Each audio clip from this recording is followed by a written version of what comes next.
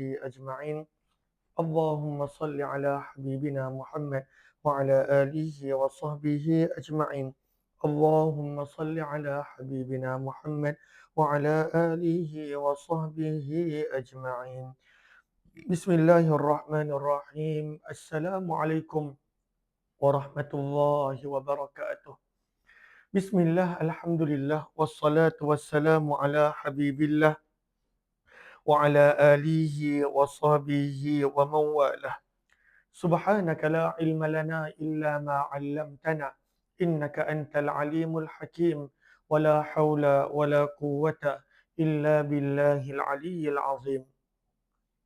اللهم رب اشرح لنا صدورنا. Ya Allah, lapangkanlah hati-hati kami. Wa yassir lana umurana. Permudahkanlah segala urusan kami. Wahlul 'uqdatam min alsinatina. Bukakanlah ya Allah ikatan yang ada pada lidah-lidah kami. Yafqahu aqwalana, agar boleh difahami segala tutur bicara kami. Allahumma fakkihna fid din. Ya Allah, berikanlah kepada kami pemahaman di dalam urusan agama. Wa'allimna ta'wil, ajarkanlah kepada kami pemahaman Al-Quran. Allahumma inna nas'aluka ilman nafi'a. Kepadamu ya Allah kami meminta ilmu yang bermanfaat. Wa rizqan wasi'an tayyiba, rezeki yang luas melimpah ruah, lagi halal bersih suci. Wa amalan mutaqabbala, amalan yang engkau terima daripada kami. Wa shifaan min kulli da', dan sembuh daripada segala jenis penyakit. Amin ya rabbal alamin. Ahlan semua Abu Cik Fatimah Az-Zahra di ruangan FB, di ruangan TikTok Cikgu Siti Ajar. Terima kasih, moga Allah balas dengan kebaikan dunia akhirat. Haifa Najwa, Nur Asikin, ahlan Safi Yasin. Waalaikumsalam warahmatullahi wabarakatuh kepada semua yang memberi salam. Ahlan Cismo, begitu juga sahabat-sahabat yang lain. Seperti biasa setiap malam sebelum kita tidur, maka benda yang terakhir kita nak dengar adalah mudah-mudahan tentang kisah kehidupan baginda Nabi sallallahu alaihi wasallam. Dan kita nak mendengar berkenaan tentang Nabi, kerana mudah-mudahan dengan kita kenal Nabi, lahirlah perasaan cinta kepada baginda Nabi sallallahu alaihi wasallam. Maka mencintai Nabi termasuk daripada tuntutan iman yang sempurna. Sabda Nabi sallallahu alaihi wasallam dalam hadis, la yu'minu ahadukum, tidak sempurna iman salah seorang daripada kamu, hatta akuna ahabba ilaih, sehingga aku, iaitu baginda Nabi, menjadi orang yang dia paling cinta lebih daripada segala-galanya. Min walidihi, hendaklah mencintai Nabi lebih daripada ayahnya. Wa waladihi, anaknya. Wan nasi ajma'in, dan manusia seluruhnya. Mencintai Nabi mudah-mudahan menjadi asbab kita dibangkitkan bersama dengan Nabi. Dalam hadis Nabi bersabda, al-mar'u ma'aman ahabba, manusia itu akan dibangkitkan kelak bersama dengan orang yang dia cintai. Maka antara cara untuk mencintai Nabi adalah mengenali baginda Nabi melalui sirah perjalanan hidup, melalui akhlak Nabi, dan juga hadis-hadis berkenaan tentang Nabi. Ahlan semua, kepada yang kali pertama join, jemput follow. Mudah-mudahan bila kita buat live sirah ataupun tadabbur Al-Quran boleh dapat notifikasi. Dalam masa yang sama bantu share, kongsi dan juga sebarluaskan. Kita dah tiba muka surat 657 daripada kitab Sirah Nabawiyah yang kita baca setiap malam. Malam ni pun siri yang ke-414, muka surat 257, kita dah berada pada tajuk peperangan Zatul Riqa'. Maka peperangan Zatul Riqa' adalah peperangan yang kita dah baca. Imam Al-Bukhari daripada riwayat Abu Musa menceritakan dipanggil peperangan Zatul Riqa' kerana kaki para sahabat luka akibat kepanasan padang pasir, akibat mereka berjalan dalam jarak yang lama. Maka mereka terpaksa membalut kaki-kaki mereka yang luka, maka dipanggil peperangan Zatul Riqa'. Perang ini berlaku selepas Khaybar pada tahun yang ke-7 Hijrah pada bulan Rabiul Awal. Maka dalam perang ini ada satu kisah yang menarik menceritakan kepada kita bagaimana tingginya keyakinan Nabi kepada Allah. Maka kisahnya adalah seorang musuh berjaya sampai kepada Nabi. Ketika Nabi dan para sahabat sedang berehat, lalu dia menghunuskan pedang ke arah Nabi dan bertanya, siapa yang boleh menyelamatkan Nabi? Dan ini adalah antara hadis yang mengajarkan kepada kita keyakinan kepada Allah. Ahlan-ahlan kepada semua, mohon sebaik bantu share, kongsi dan sebarluaskan. Kepada yang kali pertama join, mohon sebaik untuk follow. Mudah-mudahan bila kita buat live sama ada sirah ataupun tadabbur, maka boleh dapat notifikasi insya-Allah. Muka surat 657. Dalam Sahih Al-Bukhari juga terdapat hadis yang diriwayatkan oleh Jabir bin Abdullah radhiyallahu anhuma.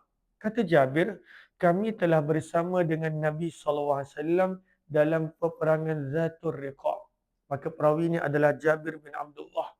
Maka dia sebut dalam hadis ini mereka bersama dengan Nabi dalam peperangan Zatul Riqa'. Maka dalam sebahagian riwayat peristiwa ini berlaku dalam perjalanan Nabi balik ke Madinah. Ahlan-ahlan Sabira, Haifa, Najwa, HB 123, Arul Lorenzo, ahlan-ahlan sahabat-sahabat yang lain, Fatimah Az-Zahra, Karina Banda, Asia Hussein, kemudian Nur Iza, Abu Siti Maria, ahlan-ahlan semua. Mohon dia sebaik bantu share, kongsi dan sebarluaskan insya-Allah. Maka kata Jabir bin Abdullah, apabila kami sampai ke sebatang pokok yang rindang, maka kami biarkan Rasulullah berehat di situ. Ini dalam perjalanan balik daripada perang menuju ke Madinah. Maka dalam perjalanan balik mereka berehat. Maka mereka biarkan Rasulullah untuk berehat di sebatang pokok dan para sahabat mereka bertebaran di kawasan yang lain. Maka kami biarkan Rasulullah berteduh di situ. Rasulullah SAW pun singgah di pokok tersebut. Sementara para sahabat yang lain berselerakan mencari tempat berteduh. So, mereka tak nak ganggu Nabi. Nak biarkan Nabi SAW berehat. Sebab letih. Perjalanan yang jauh. Begitu juga letih. Nabi dah lah baru balik daripada Khaybar. Diteruskan dengan peperangan Zatul Riqa'. Maka para sahabat tak nak mengganggu Nabi. Ini sebenarnya akhlak dan adab. Kita kadang-kala kita dah nampak, contohnya kita pergi ke suatu majlis, ada guru, ada syekh, ada mufti, ada ustaz, yang mungkin ketika itu kita dah nampak dia letih. Maka janganlah pula waktu itu kalaulah yang lelaki dengan lelaki ataupun yang perempuan dengan ustazah yang perempuan tetap nak bersalam. Kita dah nampak dia letih. Janganlah pada waktu itu panjang lebar soalan kita. Janganlah pada waktu itu kita mula nak bergambar.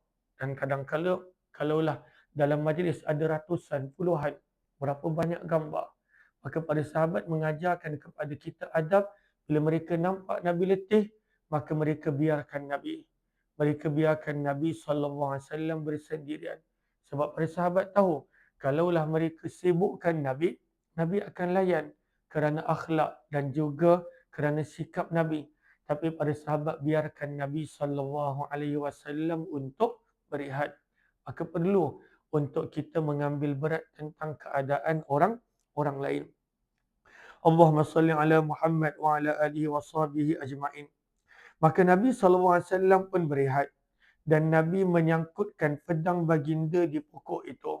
Sebab ketika itu Nabi tak sangka akan ada musuh sedang sembunyi-sembunyi mengikuti Nabi.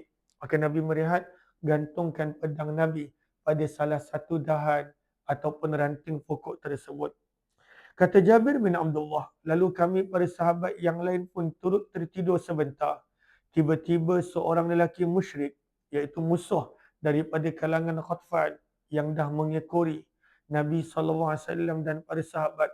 Dalam sebahagian riwayat, dia mengekori kerana nak balas dendam, kerana nak tuntut balas terhadap Nabi dan para sahabat.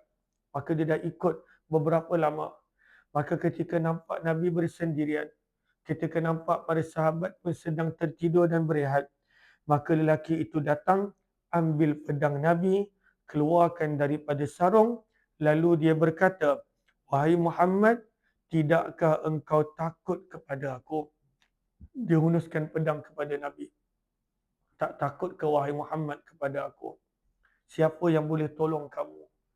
Kita kalaulah dah ada pedang dekat leher, takut.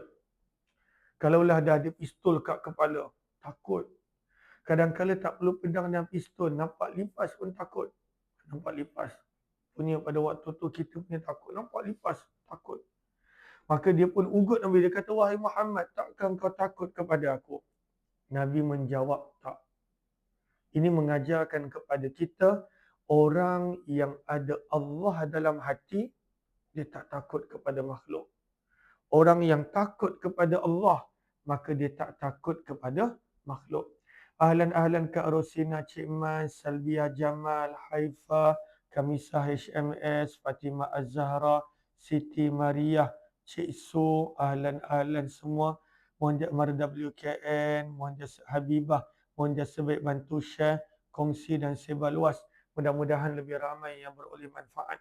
Maka dia tanya soalan kepada Nabi, "Wahai Muhammad, tidakkah engkau takut kepada aku?" Maka Nabi jawab, "Tak." Sebab dalam hati Nabi memang ada Allah. Orang yang takut kepada Allah dengan sebenar-benar takut, maka dia tidak ada sebab untuk takut kepada selain daripada Allah. Sebab itu dalam ayat Al-Quran yang kita dengar setiap kali khutbah Jumaat, Allah tegaskan, "Wahai orang-orang yang beriman, takutlah kamu kepada Allah dengan sebenar-benar takut. Ittaqullah haqqa tuqatih." Maka ketakutan yang sebenar kepada Allah akan menjadikan manusia tak takut kepada makhluk.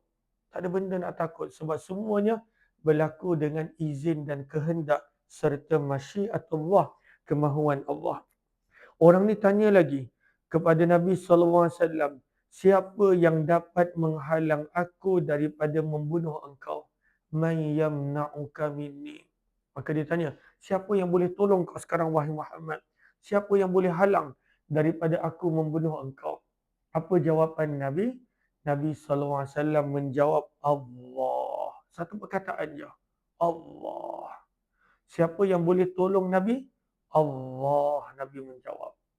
Dan itulah sepatutnya keyakinan kita. Sebab di dalam pembacaan Al-Fatihah itu yang kita ikrarkan. Itu yang kita buat pengakuan. Wa iyyaka nasta'in. Hanya kepadamu ya Allah kami memohon pertolongan. Maka siapa yang boleh tolong kita? Allah. Siapa yang boleh bantu kita? Allah. Siapa yang boleh selesaikan masalah kita? Allah. Tiba-tiba habis solat, kita ketika itu mencari makhluk. Memperhambakan diri kepada makhluk. Maka apabila Nabi ditanya, "Siapa yang boleh selamatkan engkau daripada aku bunuh?" Apa jawapan Nabi? Allah. Sebaik sahaja Nabi sebut Allah, kata Jabir bin Abdullah dalam hadis ini. Kata Jabir, Allahumma salli ala sayyidina Muhammad. Apabila kami sedar, Nabi SAW ketika itu memanggil kami, segera kami datang kepada Rasulullah dan kami dapati di sisi Rasulullah ada seorang Arab Badui yang duduk. Maka Nabi berkata, "Orang ini mencabut pedangku daripada sarungnya ketika aku sedang tidur. Bila aku terjaga, pedang di tangannya sudah siap terhunus ke arahku. Lalu dia bertanya, 'Siapa yang dapat menghalang aku untuk membunuh engkau, wahai Muhammad?' Aku menjawab, 'Allah.' Nah, sekarang tengoklah dia sedang terduduk." Apa yang berlaku? Apabila Nabi sebut Allah dalam hadis yang lain, jatuh pedang tersebut. Jatuh. Menggigil lelaki tersebut. Nabi hanya sebut Allah. Jatuh pedang tersebut. Sebab Allah yang kontrol segala-galanya. Maka Nabi SAW pula ambil pedang. Nabi ambil pedang. Nabi pula tanya kepada dia, "Man yamna'uka minni?" Sekarang siapa pula yang boleh selamatkan engkau? Dan ketika itulah Nabi panggil para sahabat. Bila para sahabat datang, maka ketika itu lelaki itu yang dah terduduk. Mengaku kalah.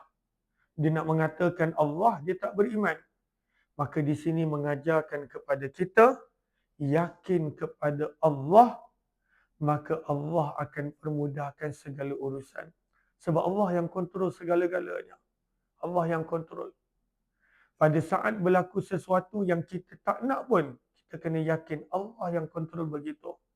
Segala-galanya berlaku dengan kehendak dan kemahuan Allah. La haula, tiada daya dan upaya, wala quwwata, tiada kekuatan, illa billah, kecuali semuanya dengan kehendak dan kemahuan Allah. Maka semuanya dengan kehendak Allah.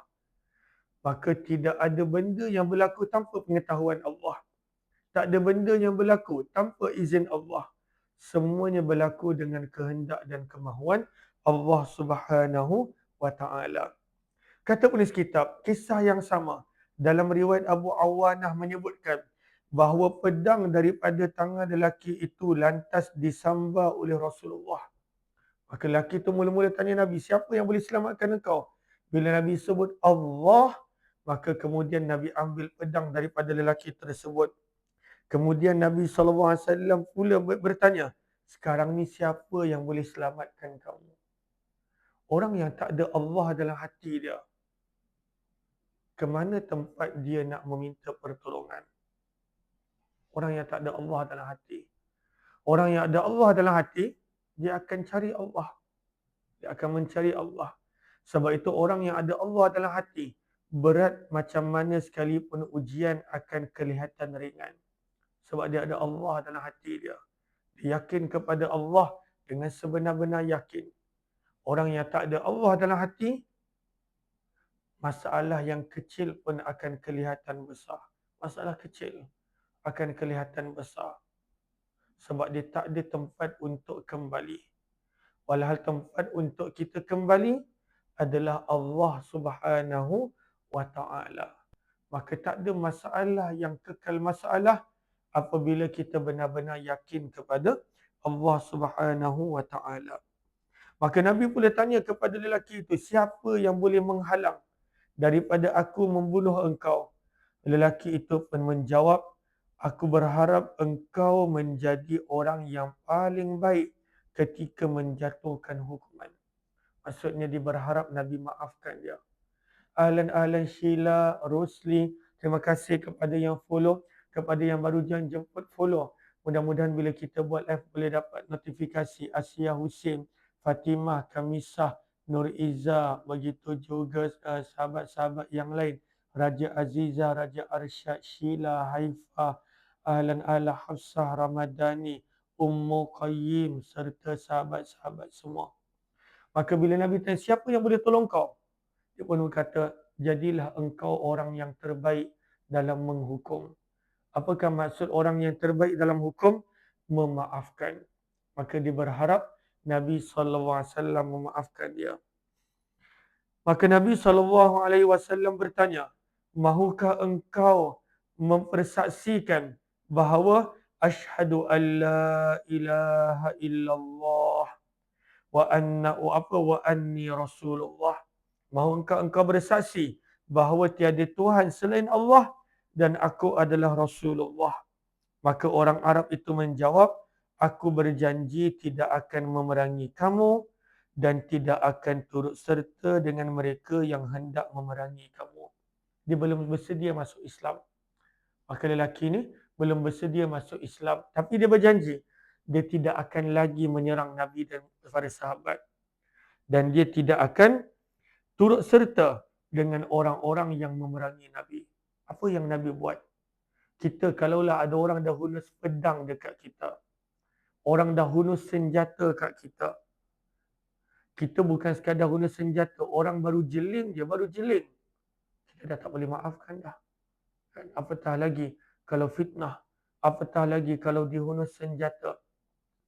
Nabi dihunus senjata. Maka apa yang Nabi buat?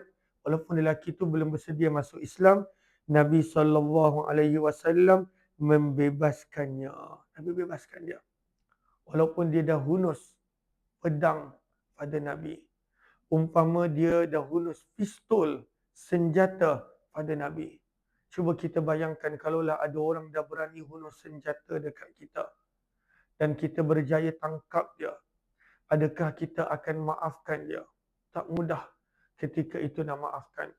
Maaf ini perkataan yang mudah dibicara, tapi tak mudah untuk dilaksana. Maka Nabi SAW maafkan dia. Al-Quran menyebut, siapakah yang boleh memaafkan? Yang boleh memaafkan hanyalah orang-orang yang sabar. وَمَا يُلَقَّاهَا إِلَّا الَّذِينَ صَبَرُوا. Dalam juz yang ke-24 surah Fussilat. Dan tidaklah diberikan kekuatan untuk membalas kejahatan dengan kebaikan. Diberi kekuatan untuk memaafkan kecuali orang-orang yang sabar. Maka orang yang sabar dia akan ada kekuatan untuk memaafkan. Maka Nabi bebaskan dia. Bila dia tengok Nabi bebaskan dia, walaupun dia dah ugut Nabi dengan senjata, dah hunus pedang pada Nabi, bila dia balik kepada kaum dia Ghatfan, maka apa dia berkata?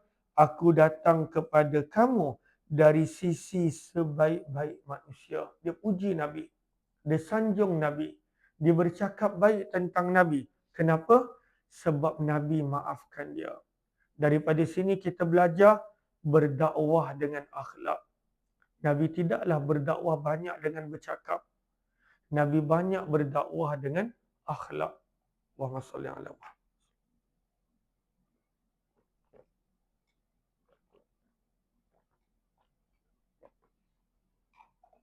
Maka lelaki ni bila balik kepada kaum dia, bila Nabi dah maafkan, apa dia kata? Aku datang daripada sebaik-baik manusia. Terus ketika itu dia jatuh cinta dengan Nabi SAW. Berdakwah dengan akhlak. Berdakwah dengan akhlak sebenarnya lebih meninggalkan kesan daripada berdakwah dengan perkataan. Sebab itu Nabi SAW dalam hadis Nabi bersabda, aku diutuskan untuk menyempurnakan akhlak. Innama bu'istu liutammima makarimal akhlak. Moga Allah kurniakan saya. Allah kurniakan keluarga kita. Allah kurniakan setiap kita akhlak yang mulia, akhlak yang baik. Amin ya rabbal alamin. Maka ini dah dua riwayat. Kisah bagaimana Nabi memaafkan orang yang menghunus pedang kepada Nabi. Ahlan-ahlan kepada semua Alimah, Nain, Haifa, begitu juga Hadijah, Taib, Bawang, Ping, Hamidah, Izwan, Juan. Mohon jasa baik bantu share, kongsi dan sebarluaskan. Nur Azmilah Abdullah Hafsah Ramadhani. Sambil itu mohon jasa baik untuk follow kepada yang belum follow. Mudah-mudahan boleh dapat notifikasi apabila kita buat live di FB Fatimah Az-Zahra, Badaria Ismail, Abu Kamisah, Kak Jamilah, Asia Hussein, ahlan-ahlan semua. Maka Nabi maafkan dia. Dahsyat Nabi. Dahsyat. Antara amalan yang sebenarnya susah adalah nak maafkan orang yang buat jahat kepada kita. Dalam riwayat Al-Bukhari, Musaddad meriwayatkan daripada Abu Awanah, daripada Abu Bishr.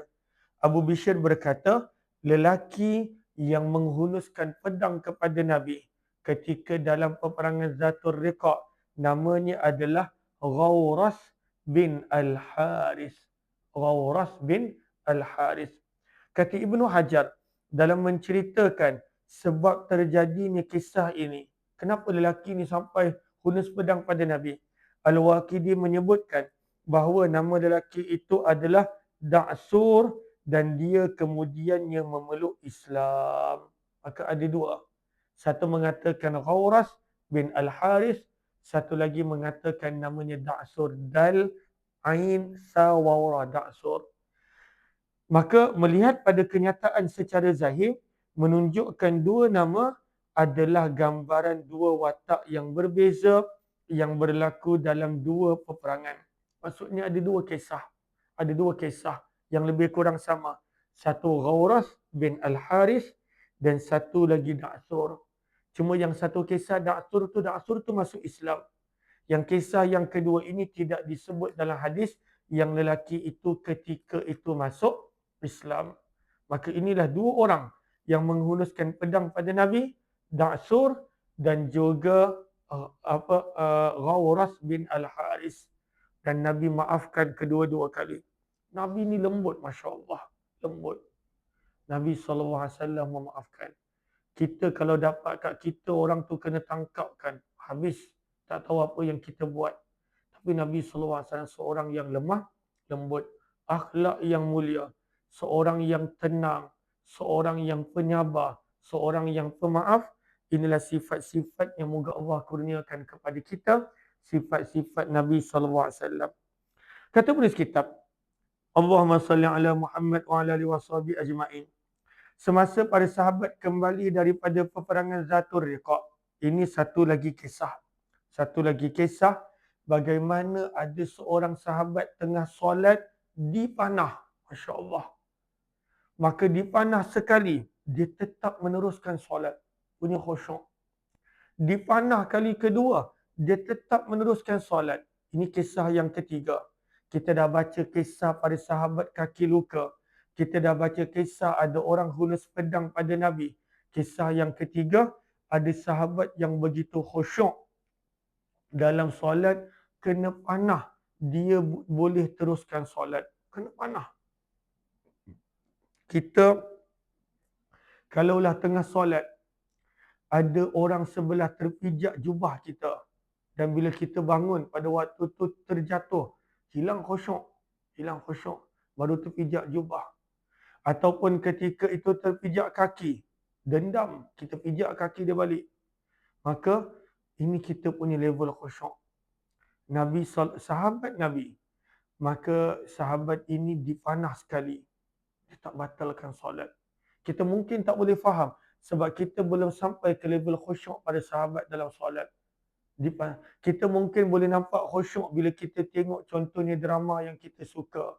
Ataupun YouTube yang kita suka. Ataupun cerita yang kita suka. Khusyuk. Tak sedar apa. Ataupun ada sebagai orang main game. Ataupun tengok bola. Atau khusyuk. Maka pada sahabat begitu khusyuk. Maka dipanah dia tak rasa apa-apa. Sekali. Dua kali. Sehinggalah 3 kali. Maka sahabat ini namanya adalah Abbad bin Bishr radhiyallahu anhu. Dahsyat level khusyuk yang dimiliki oleh beliau. Kata penulis kitab, ini kisah yang ketiga dalam peperangan Zatul Riqa. Semasa para sahabat kembali daripada peperangan ini, mereka berjaya menawan seorang wanita musyrik. Suami kepada wanita yang kena tangkap itu bernazar dia tidak akan kembali melainkan setelah berjaya menumpahkan darah para sahabat. Maksudnya nak bunuh sahabat sebagai dendam isteri dia kena tangkap. Maka dia datang pada waktu malam. Sebelum itu Nabi telah mengarahkan 2 sahabat. Satu Abbad, yang ada kitab kena betulkan, bukan Abbad. Abbad. Satu Abbad bin Bishr dan sahabat yang kedua Ammar bin Yasir. 2 sahabat ini Nabi arahkan untuk mengawal tentera Islam yang ketika itu sedang keletihan. Maka mereka kena menjadi pengawal. Ketika mana Abbad sedang solat, lelaki itu datang dan dia menikam ataupun ketika itu memanah anak panah ke tubuh Abbad dan kemudian mencabutnya semula. Pada waktu itu dia panah dan dia cabut. Panah dan dia cabut. Maksudnya dia tikam berkali-kali. Maka berapa kali Abbad bin Bishr ditikam? 3 kali. 3 kali kena tikam. Dia masih khusyuk. 3 kali. Kita kalaulah kena gigit nyamuk dah hilang khusyuk kan. Kalau ini kena tikam 3 kali, Allah. Macam mana para sahabat punya level khusyuk? Moga Allah kurniakan kita dan kita semua khusyuk dalam solat. Itulah sifat orang yang berjaya. Qad aflahal mu'minun. Antara sifat orang yang berjaya, mereka ini khusyuk di dalam solat. 3 kali kena tikam. Maka Abbad bin Bishr tetap tidak berganjak daripada solatnya sehinggalah selesai memberi salam. Dia solat sampai habis. Walaupun dah 3 kali kena tikam. 3 kali kena panah. Allah. Dahsyat level khusyuk pada sahabat. Kita mungkin takkan boleh faham. Maka ketika mana dia selesai beri salam, barulah dikejutkan sahabatnya yang ketika itu sedang berehat, Ammar bin Yasir. Maka Ammar melihat keadaan Abbad yang berdarah berkata, Subhanallah, Kenapa engkau tidak mengejutkan aku? Abbad menjawab, ketika itu aku sedang membaca surah. Dalam sebahagian riwayat, dia tengah baca suratul kahfi. Dia baca suratul kahfi. Dan ketika itu dia tak nak berhenti di tengah surah suratul kahfi. Kita baru baca suratul kahfi semuka dua muka. Mengantuk dah. Mengantuk. Kadang-kadang tengah baca dalam kelas, tertidur-tidur. Kan, tertidur-tidur. Baru ketika tu tak lancar sikit, dah putus asa, dah tak nak baca. Baru cuti sikit, kadang-kadang tak nak baca lah. Panjang surah kahfi. Kita boleh kata panjang. Kita boleh baca panjang. Suratul kahfi. Sahabat ini Abbad, dia kena panah. Dia tak nak berhenti solat. Walaupun dah kena panah. Kerana dia kata, aku nak habiskan bacaan suratul kahfi. Dalam setengah riwayat menyebut, dahsyat khusyuk pada sahabat. Dahsyat kecintaan pada sahabat terhadap Al-Quran. Moga Allah kurniakan cebisan kecil yang sahabat ada, khusyuk dan cinta pada Al-Quran kepada diri kita. Maka ini adalah kisah yang ketiga, Abbad bin Bishr radhiyallahu anhu. Apakah lagi yang berlaku dalam perang ini? InsyaAllah kita akan sambung esok insyaAllah. Terima kasih banyak-banyak kepada sahabat yang komen, yang share, yang berikan gift, yang tag rakan-rakan. Moga Allah balas semua dengan sebaik kebaikan dan ganjaran. Jemput follow kepada yang belum. Mudah-mudahan bila kita buat live dapat notifikasi. Sehari sepatutnya kita ada 3 kali live. 8.30 pagi hayati Quran. Pagi tadi saya tak sempat sebab ada kuliah duha. 6 petang penawar hati. Saya minta maaf saya tak sempat buat hari ini. Dan 11 malam sirah Nabi. Maka jemput follow, jemput join bila ada live. Mudah-mudahan adanya manfaat insyaAllah. Terima kasih semua Nur Iza, Badaria, Ismail, Dipa, Miko, Abu, kemudian Kamisa HMS, Asia Hussein, Nur Iza, Fatimah, di ruangan TikTok Nur Asikin Nanino. Moga Allah kurniakan keberkatan dan rezeki yang melimpah ruah Marda WKM, Ummu Qayyim, Haifa Najwa, Hafsah Ramadhani, Uda, Di dan juga sahabat-sahabat semua Marda WKM. Jumpa esok insyaAllah. Nurul Jura Azlin, jumpa lagi. Assalamualaikum warahmatullahi wabarakatuh. Subhanallah wa bihamdih. Subhanakallahumma wa bihamdika. Nashhadu an la ilaha illa anta. Nastaghfiruka wa natubu ilaik. Assalamualaikum warahmatullahi wabarakatuh.